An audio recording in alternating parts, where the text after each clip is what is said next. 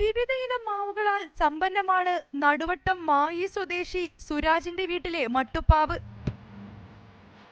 പരിമിതമായ സ്ഥലത്ത് വിദേശിയും സ്വദേശിയുമുണ്ട്. ക്രാഫ്റ്റ് ചെയ്തവ വേറെയും.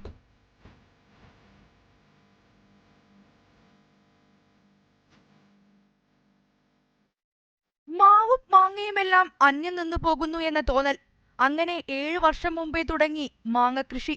നാട്ടിലുള്ള നാടുമാവുകളൊക്കെ കുറെ അന്യം നിന്ന് പോവുകയാണ്. കുറേയൊക്കെ മുറിച്ചിട്ടും വെട്ടി മുറിച്ചിട്ടൊക്കെ പോവാണ്. അത് കാരണം അങ്ങനെ തുടങ്ങിയാണ് ഒരു ക്രൈസിനെ സംരക്ഷിക്കുക എന്നുള്ളൊരു നിലക്ക് തുടങ്ങിയാണ്.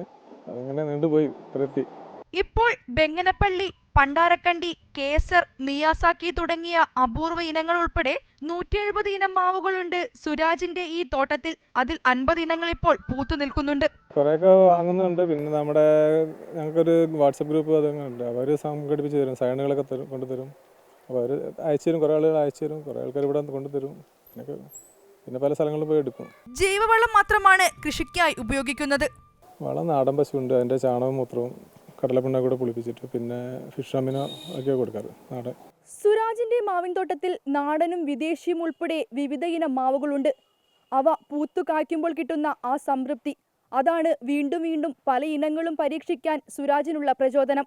ക്യാമറാമാൻ ശ്രീജിത്തിനൊപ്പം വർഷ ഗിരീഷ്, അമൃത ന്യൂസ്, കോഴിക്കോട്.